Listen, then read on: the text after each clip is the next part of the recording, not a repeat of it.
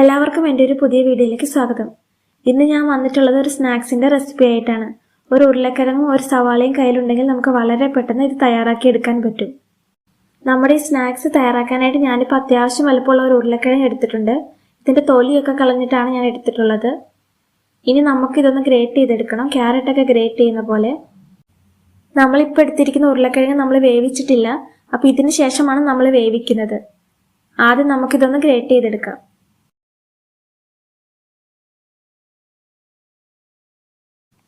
ഞാനിപ്പോൾ ഇതൊന്ന് ഗ്രേറ്റ് ചെയ്തെടുത്തിട്ടുണ്ട്.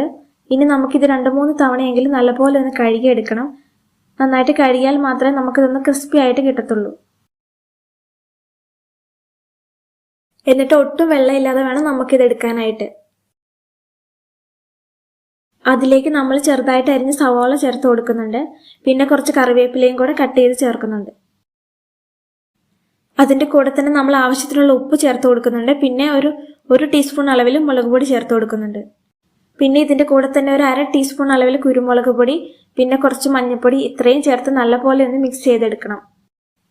നമ്മൾ മിക്സ് ചെയ്യുമ്പോൾ അതിലുള്ള മസാലയും കാര്യങ്ങളൊക്കെ ഉള്ളിയിലും പിന്നെ ഉരുളക്കിഴങ്ങിലും ഒക്കെ നന്നായിട്ട് പിടിക്കണം. പിന്നെ നമ്മൾ പറഞ്ഞ പോലെ തന്നെ ഉരുളക്കിഴങ്ങിൽ ഒട്ടും തന്നെ വെള്ളം ഇല്ലാതെ നമ്മൾ ശ്രദ്ധിക്കണം. കാരണം പിന്നീട് നമ്മൾ പൊടി ചേർക്കുന്ന സമയത്ത് ഒരുപാട് പൊടി ചേർക്കണം.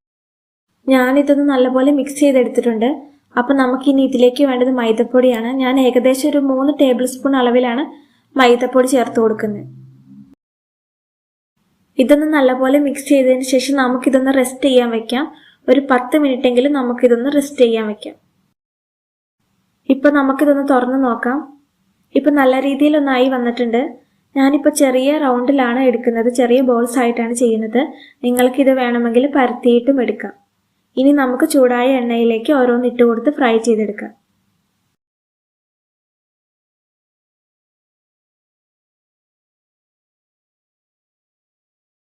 ഒരു മീഡിയം ഫ്ലെയിമിൽ വെച്ചിട്ട് ഇതൊന്ന് ഫ്രൈ ചെയ്തെടുത്താൽ മതി.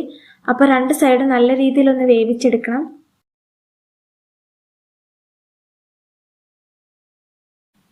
ഇത് 2 സൈഡും ഒന്ന് മൊരിഞ്ഞു വന്നിട്ടുണ്ട്. നമുക്കിനി ഇത് എണ്ണയിൽ നിന്ന് കോരിയെടുക്കാം. നമ്മുടെ സ്നാക്സ് ഇവിടെ റെഡി ആയിട്ടുണ്ട്. എല്ലാവരും ഒന്ന് ട്രൈ ചെയ്ത് നോക്കുക. വീഡിയോ ഇഷ്ടപ്പെട്ടാൽ ചാനലൊന്ന് മറക്കാതെ ലൈക്ക് ചെയ്ത് സബ്സ്ക്രൈബ് ചെയ്ത്